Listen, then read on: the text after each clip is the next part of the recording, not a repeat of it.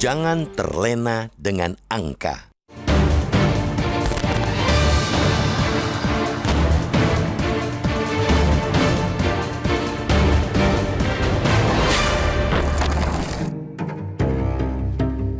Kabar baik datang dari Kantor Badan Pusat Statistik atau BPS. Lembaga pemerintah non-kementerian itu menyebutkan tingkat kemiskinan Indonesia sampai September 2024 adalah 8,57% atau turun sebesar 1,16 juta menjadi 24,06 juta orang bila dibandingkan dengan Maret 2024, 25,22 juta orang.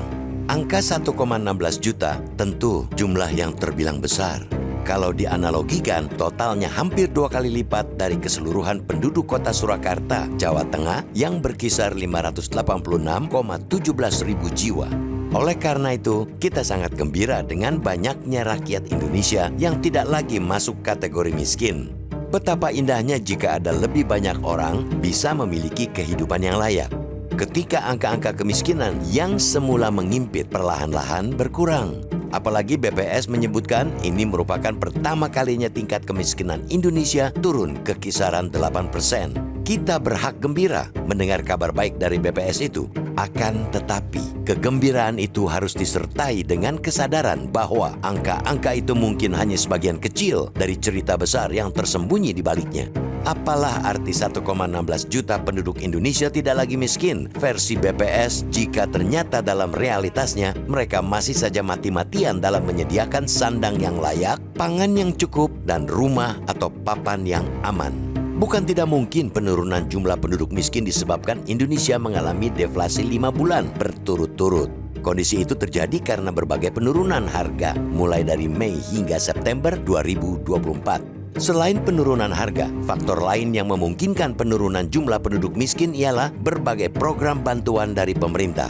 Publik perlu ingat bahwa pada Juni 2024 terjadi pencairan bantuan sosial atau bansos mulai dari pencairan beras 10 kg, program Keluarga Harapan atau PKH, program Indonesia Pintar atau PIP, dan bantuan pangan non-tunai atau BPNT. Hal lain dari penurunan tingkat kemiskinan yang tidak bisa membuat kita gampang berpuas diri ialah angka ketimpangan yang ditunjukkan melalui rasio Gini.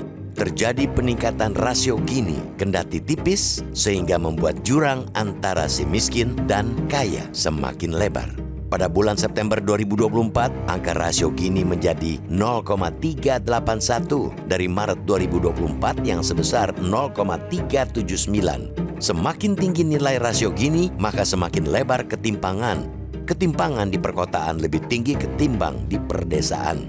Dari bahan pemaparan BPS itu, Jakarta disebut sebagai wilayah dengan ketimpangan pengeluaran penduduk tertinggi di Indonesia. Tantangan yang besar untuk mengatasi ketimpangan itu membutuhkan terobosan dan fokus bersama. Upaya keras mendongkrak daya beli dan ikhtiar mewujudkan praktik perekonomian yang inklusif tidak bisa ditawar-tawar lagi. Jangan sampai kebahagiaan kita hanya bersandar pada statistik. Padahal yang sesungguhnya terjadi di kehidupan nyata tidak sesuai dengan apa yang kita rayakan. Karena itu, jangan sampai kita terlena dengan angka belaka.